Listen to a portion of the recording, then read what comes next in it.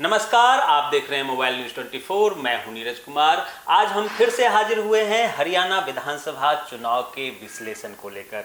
विश्लेषण हम करने वाले हैं खास तौर पे फरीदाबाद के 9 अलग अलग विधानसभा क्षेत्र का, साथ में गुड़गांव सहित पूरे 90 विधानसभा क्षेत्र में किसकी होगी जीत, किसकी होगी हार और किसकी बनेगी फिर से सरकार।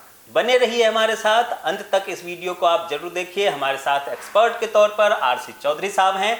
चौधरी साहब, आपका बहुत बहुत स्वागत है हमारे चैनल पे। जैसा कि आपने लगातार कई सारे सर्वे में हमारे साथ सहभागिता निभाई है और आप जो अपना वक्तव्य देते हैं, एक तरीके से वो सरस्वती के जवान से निकला हुआ सत्य होता है और उसी को हमारे दर्शक पसंद करते हैं। कमेंट भी आता है, काफ़ी सारे लोग कमेंट भी करते हैं। तो हरियाणा विधानसभा अपने आखिरी पड़ाव पर लगभग आ चुका है। 5 दिन प्रचार का और वक्त रह गया है। 3 तारीख को प्रचार खत्म हो जाना है। आपको क्या लगता है, फरीदाबाद के 9 विधानसभा की बात करते हैं। सबसे पहले हम जहां बैठे हुए हैं, आपके मल्टी डेकोर का जहां पे ऑफिस है, हेड ऑफिस है, तिगांव विधानसभा, तो यहीं से हम शुरू करते हैं। तिगांव विधानसभा की स्थिति आपको कैसी लग रही है? नीरज जी, बहुत बढ़िया सवाल है आपका। एक बात मैं बताऊं, जो कांग्रेस के टिकट बंटवारे का जो तरीका हुआ जी, वो खास करके तिगांव विधानसभा में लोगों को समझ में नहीं आ रही है। जिसको कोई यहाँ के जो जनता है, जिनको देखा नहीं, सुना नहीं, समझा नहीं, उनको टिकट दिया गया। और दूसरे तरफ अगर आप देखें तो जैसे ललित नागर जी हैं, काफ़ी लोकप्रिय हैं, विधायक रह भी चुके हैं और जनता पे उनकी पकड़ भी है। लेकिन टिकट जो बंटवारा हुआ उसमें अगले का टिकट कट गया और इस तरह से वो तिकोनीय हो गया। उसको तिकोनीय आप इस मायने में कहें कि 2 तो कांग्रेस के उम्मीदवार सशक्त, एक तो जो कांग्रेस के टिकट दिया गया वो तो सशक्त उम्मीदवार है ही। दूसरा, जहां जनता पे पकड़ जिसकी थी कांग्रेस की तरफ से, वो ललित नागर जी वो भी मैदान में हैं। बिल्कुल, और वो हावी पड़ रहे हैं कांग्रेस के उम्मीदवार से ज़्यादा वो हो रहे हैं। तो यहाँ तिकोनीय मुकाबला हो गया है और उस हालत में राजेश नागर जी का पलड़ा भारी हो गया है, क्योंकि कांग्रेस का टोटल वोट डिवाइड हो रहा है। बिल्कुल, तो स्पष्ट तौर पे तिगांव विधानसभा में बीजेपी भारी पड़ती दिख रही है। उम्मीदवार के तौर पर भी राजेश नागर ने क्षेत्र में काफ़ी काम किया है, मिलनसार व्यक्तित्व के हैं, परिवार का एक संस्कार है। उनके पिता चौधरी रूपचंद नागर जी हैं और उन्होंने भी अपना अच्छा संस्कार दिया है। व्यवहार भी कुल मिला के राजेश नागर का भी बहुत अच्छा है। हालांकि अगर कांग्रेस पार्टी तिगांव विधानसभा में ललित नागर को टिकट देती तो फाइट टक्कर का होता, कांटे का मुकाबला हो सकता था। लेकिन अब मुकाबला जो है वो ढीला है, बीजेपी के तरफ रुझान बढ़ता हुआ दिख रहा है। तो तिगांव विधानसभा बीजेपी जीत सकती है। हाँ, लूज कर रही है कांग्रेस। बिल्कुल, कांग्रेस लूज कर रही है और इसका कारण कांग्रेस खुद है। आगे बढ़ते हैं, हम चलते हैं ओल्ड जो मेन फरीदाबाद सीट है 89, वहाँ विपुल गोयल हैं बीजेपी से और सिंगला साहब हैं कांग्रेस से। वहाँ कोई तीसरा ज़्यादा हॉबी नहीं है, सीधा सीधा मुकाबला है। और ऐसे में आपको क्या लग रहा है विपुल गोयल और सिंगला के बीच? देखिए, विपुल गोयल जी जब पहली दफ़े 14 में आए थे विधायक बन करके, उससे पहले भी उनका एक अलग व्यक्तित्व, जो सामाजिक पृष्ठभूमि में उनकी पकड़ एक अलग टाइप की थी। मैं आपको बताऊं, एक हम लोग बैठे हुए थे कहीं पे, तो उसी समय कुछ पंजाबी कम्युनिटी के लोग आए और उनका गुणगान करने के लिए कि जी मैं तो आपका वो गुणगान ही करने के लिए आया हूं, क्योंकि आपने कहा था और मैं भी एक्सेप्ट किया था 11 लाख रुपए और आपने 11 लाख की वादा पूरा नहीं किया, बल्कि हम लोगों के आग्रह पे, हम लोगों के निवेदन पे आपने इसको 22 लाख कर दी। तो विपुल जी हाथ जोड़ करके खड़े हुए कि ठीक तो है जी, आपने 11 मान लिया था और हमने 22 दे दी, तो बहुत बहुत धन्यवाद। और बताएं, आप लोग चाय वाय पिए? कहा नहीं विपुल जी, एक छोटा सा रह गया है, थोड़ा सा उसमें और मदद करें। तो विपुल गोयल हाथ जोड़ के खड़े हो गए कि नहीं महाराज अब तो बस करो। उन्होंने कहा नहीं ज़्यादा भार नहीं दूंगा मैं, 11 AC का आप प्रोविजन कर दें। अच्छा, तो जाते जाते भी वो AC ले गए। तो इस टाइप के सामाजिक काम करने के माहिर विपुल जी। और जब 2014 के बाद में जब वो मिनिस्टर बने फिर कुछ दिनों के बाद, तो औद्योगिक मंत्री थे। तो उद्योग के लिए फरीदाबाद औद्योगिक क्षेत्र है, तो यहाँ बहुत सारी समस्याएं रहती है। हालांकि क्षेत्र में अगर हम देखें तो एक विपुल गोयल जी के क्षेत्र में एक शिकायत लोगों की मिली है कि वो लोगों की मतलब ठीक है, दान के प्रति, भक्ति के प्रति, बीजेपी के प्रति उनका भाव समर्पित है, लेकिन लोगों से मिलनसार कम है। आम लोगों तक उनकी डायरेक्ट पहुंच नहीं है। बीच में बहुत सारे ये हैं, कई टेबल से गुजरना पड़ता है। आम जैसे गरीब लोग उनसे मिल नहीं सकते। मतलब अभी जो व्यवहार है और जो जीतने के बाद, मंत्री बनने के बाद का जो व्यवहार था, उसमें बदलाव आ गया था काफ़ी। तो ये शिकायत है लोगों की थोड़ी बहुत वहाँ पे। नहीं, उस समय का सिचुएशन ऐसा था और गुस्से का इजहार विपुल जी खुद करते थे कि भाई मैं अब 6 महीने मैं राजनीति से अलग हूँ, 6 महीने के लिए कम से कम छोड़ दो। तो उस समय में ज़रूर वो कटे से रहते थे। उन्होंने वो दाढ़ी वाड़ी भी बढ़ा रखी थी और उनका कार्य क्रियाकलाप वो कुछ चेंज हो गया था। तो आप इसको गुस्से की वो बात करें, गुस्से जाहिर करने का उनका तरीका था। लेकिन जहाँ तक आम पब्लिक की बात है, उनसे मिलना जुलना फिर भी था। बिल्कुल। क्योंकि मैं कभी कभी जब भी गया उनके घर पे, तो मैं देखा वहाँ जो पब्लिक की तादाद रहती थी, उसी से पता चलता है कि अगर वो लगे नहीं रहते, उन लोगों का काम नहीं करते होते, तो पब्लिक की भीड़ वो नहीं दिखती। बिल्कुल। तो ओल्ड फरीदाबाद क्षेत्र जो है वो विपुल गोयल, क्योंकि वहाँ पे ज़्यादातर बिजनेसमैन हैं, ज़्यादातर व्यापारी वर्ग के लोग हैं, और स्वाभाविक तौर पर बिजनेसमैन जो है वो बीजेपी का कोर वोटर माना जाता है। तो इस वजह से आप मान सकते हैं कि विपुल गोयल सिंघला पे भारी दिख रहे हैं। और कुछ जो एंटी इनकम्बेंसी होता ही है, हर चीज़ का होता है। तो अगर 10 साल से वहाँ बीजेपी की सरकार है तो कुछ ना कुछ लोग नाराज़ होंगे ही, क्योंकि कहते हैं कि भगवान शिव भी हर किसी को खुश नहीं रख सकते, तो हर किसी को कोई भी खुश नहीं रख सकता। लेकिन कुल मिला के अगर देखा जाए तो ओल्ड में विपुल गोयल भारी पड़ते दिख रहे हैं सिंघला पे। आगे बढ़ते हैं, हम बरखल विधानसभा की ओर चलते हैं। बरखल विधानसभा में एक तरफ कांग्रेस के विजय प्रताप को टिकट मिला है, जो पूर्व केंद्रीय मंत्री महेंद्र प्रताप के पुत्र हैं, और एक बार वो विधानसभा चुनाव लूज कर चुके हैं। एक बार उनके पिताजी विधानसभा चुनाव लूज कर चुके हैं। लोकसभा चुनाव में उनके पिताजी थे, वो भी लूज कर चुके हैं।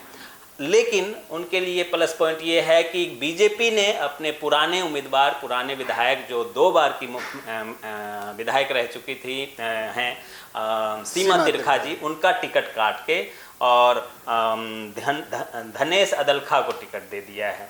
तो धनेश अदलखा जी के बारे में कई सारे आरोप हैं, उसमें सच्चाई क्या है मैं डिस्क्लेमर डाल देता हूं। आरोप ये है कि वो जब फाइनेंस कमेटी के मेंबर थे तो चेयरमैन थे, फाइनेंस कमेटी नगर निगम के फाइनेंस चेयरमैन थे, तो शायद 200 करोड़ का या 2 करोड़ का ऐसा कुछ घोटाला हुआ था, जिसका वाइट फाइल जो है वो आरोप है। इसके अलावा 20 फाइल को जला दिया गया था। वो क्यों जलाया गया था ये समझने वाली बात है। तो ये सारे आरोप उनके ऊपर है। ऐसे में आपको क्या लगता है कि वहाँ का टक्कर कितना मुश्किल भरा हो सकता है? देखें, वहाँ पे कांटे का टक्कर तो नहीं कहेंगे। विजय प्रताप जी भारी अभी तक दिखते हैं, उनका पलड़ा भारी है। दिख रहा है वहाँ पे। लेकिन जहाँ तक ये फाइल की बात और जो भी कुछ घपला हुआ, उसमें कहने के लिए कोई दूसरी बात कह दे। चेयरमैन का काम होता है फंड्स रिलीज करना। कोई भी फाइल आता है उसमें कितना वो फंड्स डाइवर्ट करता है, वहीं तक सीमित होता है। निगरानी उनकी नहीं रहती है, निगरानी नगर निगम की होती है। नगर निगम के जो एग्जीक्यूटिव कमेटी है, वहाँ से लेकर के जेई तक जो और उसको जो dispute- जेई से लेकर के ऊपर तक एक्सियन और एससी तक जो है उन लोगों का क्रियाकलाप होता है। लेकिन कुल मिला के अगर किसी डिपार्टमेंट में कुछ होता है तो उसका जिम्मेदार उसके ऊपर से मालिक को नीचे ही तक माना सभी सबको माना जाता है। बिल्कुल। बिल्कुल। तो ऐसे में आरोप तो है और खास तौर पे इसे भुनाने की भी कोशिश हो रही है। जोर शोर से विजय प्रताप जी जगह जगह लोगों को बताते हैं और इस बात पे ज़्यादा जोर देते हैं कि जिन्होंने एमसीडी में छोटे से काम में मतलब 3 लाख के काम को 195 लाख मतलब 1,95 लाख रुपए तक पहुंचा दिया। तो अगर विधायक बन गए तो कितना बड़ा घोटाला होगा। तो ये आरोप बार बार वहाँ पे लग रहा है और इसको धनेश अदलखा जी इस पर खंडन करने में चूक रहे हैं, लोगों को बताने में शायद सक्षम नहीं हो पा रहे हैं और ये आरोप हावी होता हुआ दिख रहा है वहाँ पे। तो आपको क्या लगता है वहाँ पे बीजेपी लूज कर सकती है सीट और क्या नाम विजय प्रताप जीत सकते हैं विनिंग? अभी आप इसको ऐसे समझें कि 55% और 45%, मतलब 19-20 का ये है। हाँ 19-20 में 18-20 का अभी है। लेकिन एक सप्ताह का जो ये समय है उसमें पलड़ा कुछ भी हो सकता है। इनके परसेंटेज बढ़ जाए, विजय प्रताप जी का घट जाए या विजय प्रताप जी और कुछ उसमें ऐड कर और लें। प्लस कर सकते हैं। तो मतलब अभी की बात करें तो विजय प्रताप वहां पे हॉबी होते हुए दिख रहे हैं। बरखल विधानसभा सीट कांग्रेस के खाते में जाती हुई दिख रही है अगर अभी की बात करें तो। बाकी 4 तारीख को कुछ जो कहा जाता है कि वोट इधर का उधर होता है, वो क्यों होता है, उसमें लेन देन होता है। बहुत सारे वोटर जो है इधर से उधर पैसे के कारण भी होते हैं, दारू भी होता है, कई सारे फैक्टर काम करते हैं। वो 4 तारीख का होता है। बाकी नॉर्मल रूप से अगर देखें तो अभी विजय प्रताप हावी होते हुए दिख रहे हैं। बहुत बढ़िया आपने बातें कही कि उसमें बहुत सारे फैक्टर्स होते हैं। उसमें शराब का भी रोल होता है, उसमें पैसे का भी खेल होता है, बाकी और दादागिरी की भी बात बिल्कुल, होती डंडे है। का भी जोर होता तो है। ये जो 3-4 फैक्टर्स हैं उसका अहमियत तो होता ही है, हर इलेक्शन में होता है। और चूँकि आप भी बिहार से बिलोंग करते हैं, हम भी बिहार से बिलोंग करते हैं, कोई ज़माना था कि पूरे के पूरे बैलेट पेपर ले करके और छाप करके बक्सा में डाल दिया जाता था और विरोधी अगर कोई हुआ और उनके वोट ज़्यादा पड़े तो वो बक्सा ही कहीं से कहीं चला जाता था। बिल्कुल बिल्कुल। तो और उसी बक्से को वापस मांगने के लिए विपक्ष वाले लगातार चुनाव आयोग पे दबाव डालते हैं कि वही बक्सा अगर मिल जाए तो हम फिर से सत्ता में आ जाएं। और यही कारण है कि उस बक्से को वापस लाने में चुनाव आयोग का कोई दिलचस्पी नहीं है। सुप्रीम कोर्ट ने भी इसे नकार दिया है क्योंकि उसमें बहुत ज़्यादा धांधली संभव हो सकता था। आगे बढ़ नीरज जी, उसके विषय में मैं एक बात और कहूँगा कि पिछली लोकसभा की जो इलेक्शन यहाँ पे हुई, जो देश में हमारे एमपी चुन करके आए, उसमें बहुत मज़ेदार बातें ये रही कि विपक्ष खुश, सत्ता पक्ष खुश और सबसे बड़ी बात जो हमारे खास करके चुनाव आयोग वो भी कुछ खुश थे क्योंकि उनके ऊपर में कोई ब्लेम नहीं लगा। हालांकि ब्लेम तो फिर भी लगा ही दिया। हाँ, लेकिन बड़े पैमाने पे होता था कि यहाँ पे तो धांधली हुई जी और यहाँ पे ऐसे हो गया जी, बटन ऐसे दबा जी। लेकिन नहीं, हमारे कांग्रेस वाले बड़े खुश कि 99 मिल गया। 99 ऐसे वो लोग मना रहे थे जैसे 99% उनको मिल गया। 99 को इस तरह भुनाए। बिल्कुल बिल्कुल। तो ये राजनीति का सारे पार्टी वाले खुश थे। लगभग देश की सारी पार्टियां विनिंग पोजीशन में थी और सभी खुश थे, चाहे सत्ता पक्ष वाले हों विपक्ष वाले, सब में बल्ले बल्ले, वो हमारे मैथिली में मोह मोह जो कहते तो सभी हैं, मोह मोह और बल्ले बल्ले हो गया। पंजाबी में बल्ले बल्ले और मैथिली में मोह मोह हो गया। और बीजेपी वैसे खुश की सरकार तो आखिर बीजेपी की बनी। बिल्कुल। तो सारे खुश, सारे खुश। चलिए आगे चलते हैं, एनआईटी विधानसभा की बात करते हैं। वहाँ पे नीरज शर्मा पहले से विधायक हैं कांग्रेस के और बहुत ही आप ये मानिए कि सारे वो कहते हैं ना, साम दाम दंड भेद सभी चीज़ में वो माहिर माने जाते हैं। उनके अगेंस्ट में बीजेपी ने वहाँ से टिकट दिया है सतीश फागना को। जी हाँ, सतीश फागना को वहाँ से टिकट मिला है। सतीश फागना हालांकि उनके पिताजी भी उप मेयर डिप्टी मेयर रह चुके थे। आज के डेट में उनकी एक भाभी हैं, वो शायद काउंसलर हैं और कुल मिला के पॉलिटिक्स में पहले से हैं, लेकिन कहा जाता है कि थोड़ा ये पैसे को लेकर कमज़ोर पड़ रहे हैं। हालांकि प्रचार में कोई कोर कसर नहीं लग रहा है, परंतु नीरज के तुलना में पैसे में कमज़ोर पड़ रहे हैं। नीरज के तुलना में राजनीतिक जो एक कूटनीति जो होती है एक राजनेताओं की, उसमें थोड़े कमज़ोर पड़ जाते हैं, क्योंकि नीरज एक तो पंडित बिरादरी से आते हैं और बड़े ही चालबाज तरीके के वो सभी को जोड़ने में तोड़ने में। कुल मिलाकर आप ये समझिए, मैं आपको एक वाकया बताऊं कि सतीश ने अपना ऑफिस जवाहर कॉलोनी घुसते ही राइट साइड में बनाया। 3 दिन बाद बिल्कुल उसके अपोजिट साइड में नेक टू नेक नीरज ने वहाँ पे अपना ऑफिस खोल दिया। तो ये दिखाता है कि नीरज डरने वाला नहीं है, नीरज लड़ते रहने वाला आदमी है। और इसको सतीश फागना कितना समझ पाया है, और सतीश फागना कह रहे हैं,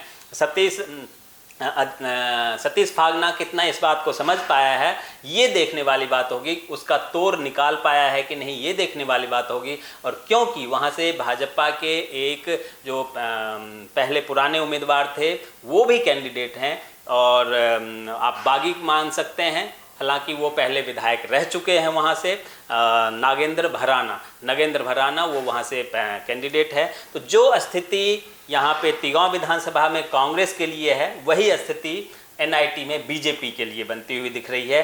अब आप थोड़ा अपने दर्शकों को बताएं कि वहाँ की स्थिति क्या हो सकती है। देखिए, बहुत कुछ आपने अपने हिसाब से कह ही दिया है। मैं उसको यूँ कहूँ कि सह और मात का जो खेल है उसमें नीरज शर्मा जी प्लस हो रहे हैं। शर्मा का एक अलग टाइप का स्टाइल है। आपने देखा ही होगा कि सरकार रहते हुए बीजेपी के, और वो एक विधायक के रूप में और विधानसभा से लेकर के और अपने क्षेत्र तक जो कार्य करने की शैली है, कोई उसको चाहे नौटंकी बाज कह ले, कुछ भी कह ले, तो हाईलाइट में रहने का जो उनका तरीका है, मतलब कुल मिला के जो एक कहावत है कि आप मुझे मानो या ना मानो, इग्नोर नहीं करने दूंगा। हाँ, है ना, जो गांव में कहते हैं। तो अपनी उपस्थिति वो हर समय दर्ज करते रहते हैं। ये उनमें खासियत है, या उनको ये कह रहे हैं कि सहमत का जो तरीका होता है, तो उसमें वो पारंगत दिखते हैं। शुरू से हमने देखा है उनका कार्य करने का तरीका। बिल्कुल बिल्कुल। तो वहाँ पे अगर बात करें केंद्रीय नेतृत्व की, बात करें पार्टी की, तो पार्टी के हिसाब से बीजेपी वहाँ पे हॉबी है, परंतु अगर बात करें पार्टी प्लस कैंडिडेट की, दोनों मिला अगर दें तो वहाँ पे नीरज भारी दिखता है। दोनों को अगर जोड़ दें, कांग्रेस का कोर वोटर और नीरज के कार्यशैली, इन दोनों को अगर जोड़ दें तो आज के डेट में वहाँ पे नीरज शर्मा भारी होता हुआ दिख रहा है। हालांकि स्थिति वही 4 तारीख और 5 तारीख के बीच का होने वाला है। क्या होगा, कल 28 तारीख को योगी आदित्यनाथ वहाँ पे आने वाले हैं, उनके भाषण के बाद क्या बदलाव होता है, ये सारी चीज़ें देखने वाली बात होगी, और रिजल्ट उसके बाद ही पता चलेगा। आप यूँ कहें कि फायर ब्रांड नेता जो बीजेपी के हैं, हमारे योगी जी, भावी प्रधानमंत्री, लोगों के दिलों का धड़कन, तो पूरे देश के लिए, वो तो कहने के लिए उत्तर प्रदेश के सीएम हैं, मुख्यमंत्री हैं, लेकिन उनका जो प्रभाव है, उनका जो एक शैली है, चाहे वो बात करने का या भाषण देने का या पब्लिक को मोल्ड करने का, विशुद्ध अपने तरीके से वो मोल्ड करते हैं। भावनात्मक रूप से बहुत ज़्यादा हिंदूवादी तो हैं ही वो। बिल्कुल बिल्कुल। तो उसमें जो उनका एक अपना चरित्र है, उसको आपको नकार नहीं सकते। देश नकार नहीं रही है, बल्कि उनके फेवर में देश इकट्ठे हो रही है, इकट्ठी हो रही है। हाँ। बिल्कुल बिल्कुल। तो ये सारी चीज़ें हैं, और ये वहाँ पे एनआईटी में हाल अब की बात करें, आज की बात करें, तो ज़रूर नीरज शर्मा थोड़ा प्लस दिख रहे हैं, लेकिन कुछ भी हो सकता है एनआईटी में। आप वहाँ पे रिजल्ट आते आते भी बदल सकता है।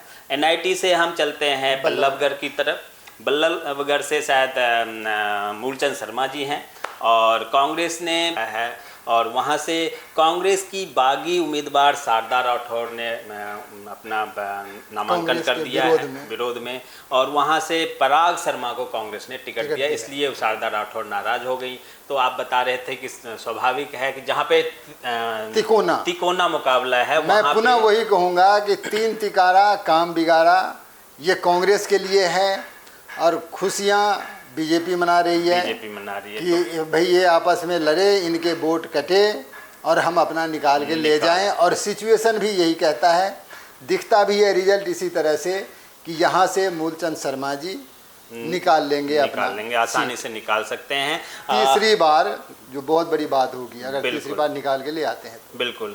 पृथला चलते हैं। पृथला से बीजेपी समर्थित जो एमएलए थे नैनचंद रावत जी, उनको उम्मीद था कि बीजेपी उन्हें टिकट देगी, लेकिन बीजेपी ने उन्हें टिकट नहीं देके और वहाँ से टेकचंद शर्मा जी को अपना उम्मीदवार बनाया, और जबकि कांग्रेस ने हिरेंद्र सिंह को उम्मीदवार बनाया है वहाँ से। और बीजेपी के लिए ये है कि जो रावत जी एमएलए थे वो वहाँ से निर्दलीय नामांकन भरे हैं। तो ऐसे में वहाँ पे क्या स्थिति बनती दिख रही है? वहाँ की तिकोने नहीं कहेंगे, वहाँ की स्थिति बड़ा हो गया है घोटाला। वो गंडमंड जो होता है वो सब कुछ। लेकिन वहाँ अगर देखें तो टेकचंद शर्मा जी बीजेपी के वो कुछ भारी पड़ते हुए नजर आ रहे हैं वहाँ पे। बिल्कुल, क्योंकि वो एक बार बीएसपी से भी वहाँ पे एमएलए रह चुके हैं। हाँ, बीएसपी के बेशक सपोर्टर इनके रहे, लेकिन उन्होंने वहाँ से स्थानीय विधायक बन गए थे। और इस बार भी उनका जो पलड़ा है, ग्रास रूट पे उन्होंने काम किया है बहुत और माना जाता है कि उन्होंने, जब वो एमएलए नहीं थे तब भी गांव में जब सड़कें टूटी होती थी तो अपने पैसे से उन्होंने गांव की सड़कों में मिट्टी डलाना, ढलाई करवाना, ये सारे काम उन्होंने आज से नहीं बल्कि 10 साल पहले किया था, जब ना बीजेपी दिखती थी ना कांग्रेस वहाँ काम करने को तैयार था। उस वक्त वो अपने पैसे से, घर के पैसे से और लोगों के घर के पैसे से भी काम करवाते थे, और सरकार के ऊपर भी प्रेशर डाल करके प्रभावी उस समय भी वो थे। तो उस प्रभाव का असर अभी भी दिखता है।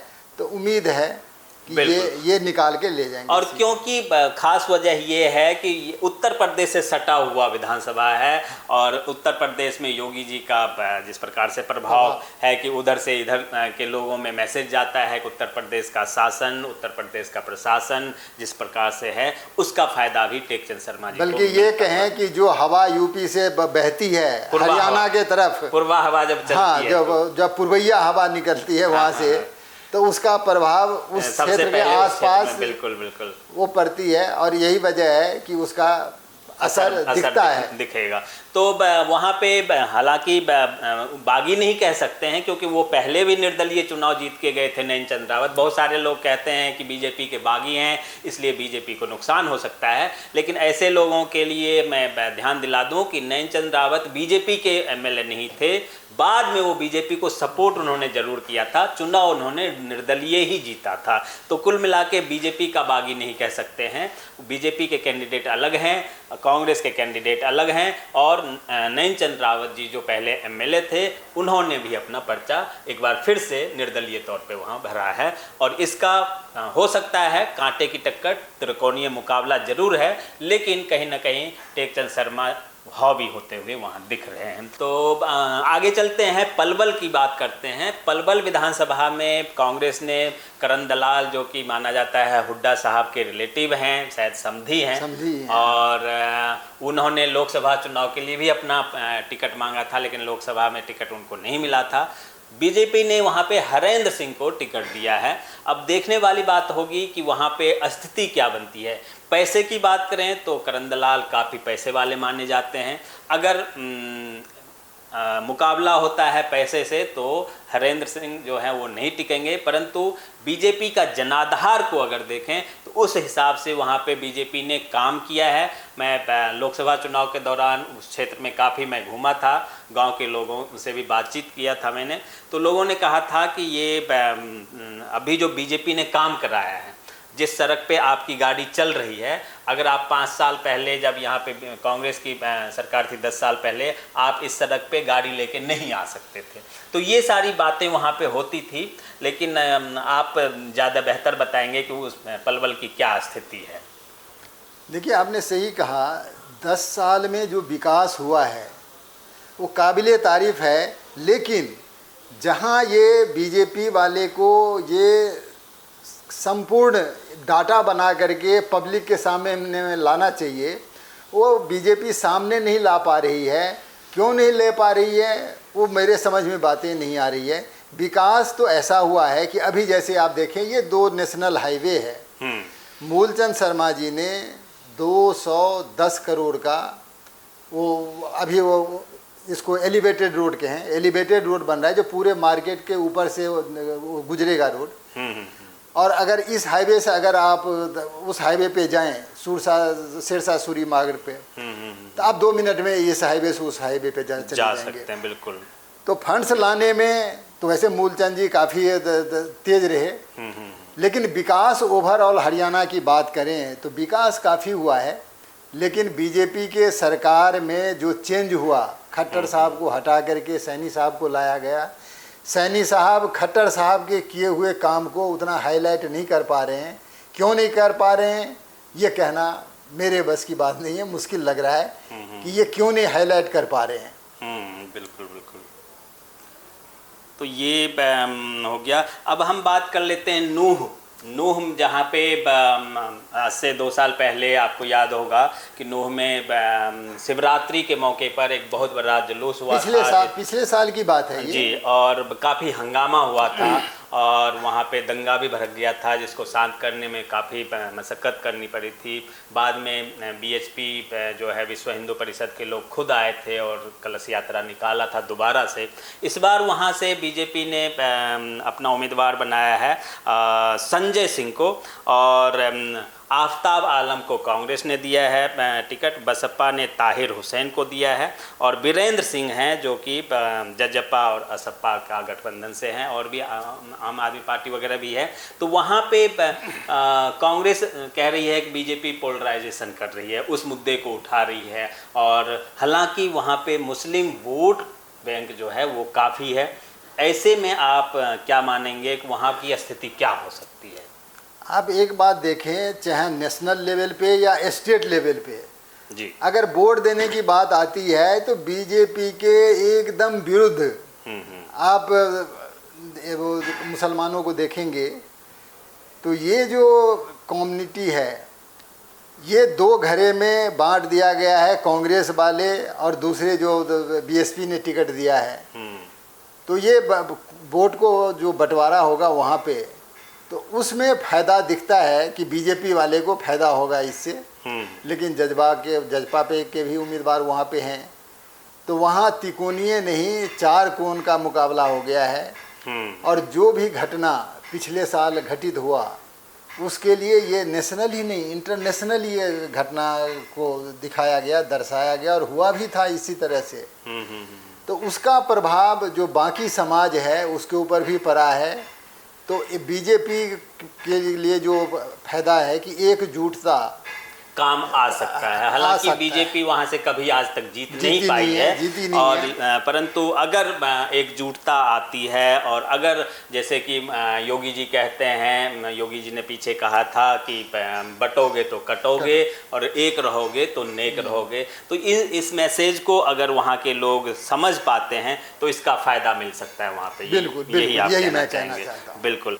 होडल की बात करते हैं। होडल विधानसभा से कांग्रेस के प्रदेश अध्यक्ष उदय भान को उम्मीदवार बनाया गया है।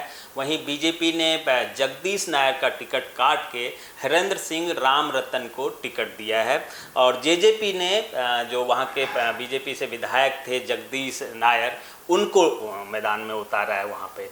तो वहां की स्थिति जैसा कि मैंने बताया कि क्षेत्र में काम हुआ है, हालांकि उदय भान पहले 5 साल पहले वहाँ पे विधायक रह चुके हैं और वर्तमान में जो है वहाँ पे विधायक बीजेपी का था। अब ऐसे में लोग कंफ्यूज भी हैं कि जो विधायक का टिकट काट के बीजेपी ने किसी और को टिकट दिया है, तो आपको वहाँ पे क्या स्थिति लगती है, क्योंकि सामने प्रदेश अध्यक्ष भी है कांग्रेस का। निश्चित रूप से उदय भान जी तगड़ा कैंडिडेट पहले भी रहे हैं, पहले के भी वो एमएलए रह चुके हैं, पिछले बार के हारे हुए कैंडिडेट कह सकते हैं आप। और एक दलित नेता भी। हाँ, और दलित नेता भी हैं वो। हालांकि वो सीट सुरक्षित नहीं है शायद। नहीं, वो दलितों के लिए ये बात नहीं है। नहीं है, लेकिन मतलब आमतौर पे मैं कह रहा हूँ। हाँ, दलित मतलब सीट सुरक्षित लेकिन नहीं है। बीजेपी जो टिकट उनको काट करके जो हमारे यहाँ अभी जो पहले विधायक थे बीजेपी, जगदीश नायर, हाँ जगदीश नायर जी को टिकट काट करके किसी और को जो दिया है इनको। जी जी जी।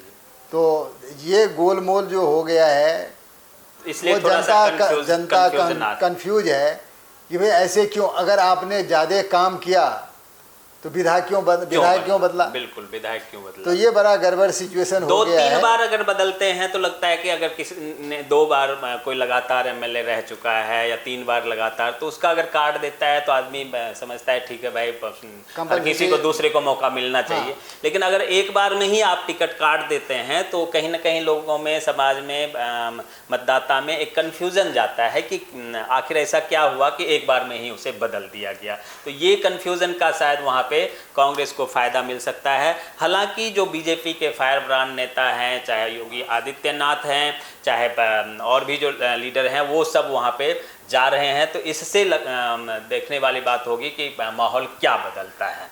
ये 2 दिन के बाद एक्चुअल में फिगर होडल का निकल के आ जाएगा। ये बीजेपी ले जा रही है या कांग्रेस ले जा या उदय भान जी ले जा। बिल्कुल। तो ये फरीदाबाद के 9 सीटों का आकलन था। इसमें कुल मिला के 9 में आप किसको कितना देना चाहेंगे? 9 में कम से कम 6 जो बीजेपी के उम्मीदवार दिख रहा है जीतते हुए, और 3 कांग्रेस में जा रही है। या हो सकता है ये बीजेपी के 6 की जगह में 7 भी हो जाए। बिल्कुल, वही मतलब 6 से 7 बीजेपी को दे दीजिए और 2 से 3 कांग्रेस को दे देते हैं। हाँ। फरीदाबाद की बात करते हैं। बिल्कुल। और ओवरऑल अगर हम पूरे हरियाणा की बात करें, पूरे हरियाणा का आकलन हम डिस्ट्रिक्ट वाइज, बूथ वाइज बाद में बात करेंगे। एक दिन और हम लोग बैठेंगे बीच में, गुड़गांव के सारे सीटों पर चर्चा होगी और हरियाणा के अलग अलग डिस्ट्रिक्ट में, चाहे करनाल हो गया, चाहे सिरसा हो गया, चाहे अम्बाला हो गया, इन सारे सीटों पर हम अलग से एक दिन और चर्चा रखेंगे। एक ओवरऑल आप बता दें कि 90 में से कांग्रेस कितनी, बीजेपी कितनी और अदर्स कितनी जा सकती है? देखिए, ओवरऑल अगर देखें तो बीजेपी के जो बागी हैं जी जी, वो उतने ज़्यादा बागी नहीं हुए जितने कांग्रेस के हुए। कांग्रेस के बागी, उनके तो बड़े नेता जो शैलजा जी हैं वही नाराज हो गई हैं। जब शीर्ष नेतृत्व, ये भूपेंद्र सिंह हुड्डा को देखें या कुमारी शैलजा को देखें, दोनों में 36 का आंकड़ा बना। बेशक उससे पहले किरण चौधरी वापस ये छोड़ चुकी और बीजेपी में आ गई।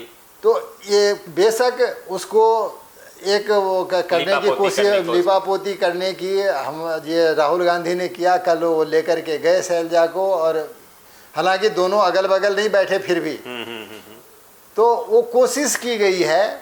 या इंटरव्यू में भी आपने देखा, या पीछे हवा भी कुछ और चली थी। बिल्कुल, और बिल्कुल। कांग्रेस वाले एक बार गांठ, वो कहते हैं रहमान धागा मत तोड़ो चटका टूटे से फिर ना जुड़े गांठ पड़ जाए। तो एक बार जब गांठ पड़ जाता है तो उसे कितना भी खोल लें वो बल रह ही जाता है। वो जो गांठ का जो है ना, वो तो एक धागा रहा ही नहीं, उसमें गांठ पड़ गया तो गांठ को जैसे खोलेंगे तो फिर दोनों अलग हो जाता है। तो वो जो धागे में गांठ पड़ गया है, ये बहुत नुकसान करेगा। उसके बावजूद और भी फैक्टर्स हैं कि इनके बहुत सारे लोग जो बागी हुए और इन्हीं के अगेंस्ट में खड़े हो गए हैं। ये कांग्रेस के लिए बहुत ही दुर्भाग्यपूर्ण है। कांग्रेस जो सरकार बनाती हुई दिख रही थी वो अब दिख नहीं रही है। और अगर यहाँ आप ये देखें, पार्टी ने सब 90 के 90 सीटों पर अपना उम्मीदवार उतार दिया है। इसके लिए तो मैं पहले ही कहा था कि अगर कांग्रेस अगर मिल करके चुनाव लड़ती तो हवा और अच्छा बेशक 5-6 सीट पे वो मानने वाले थे आम आदमी पार्टी, 7 सीट लेकिन आम आदमी पार्टी से समझौता नहीं किया।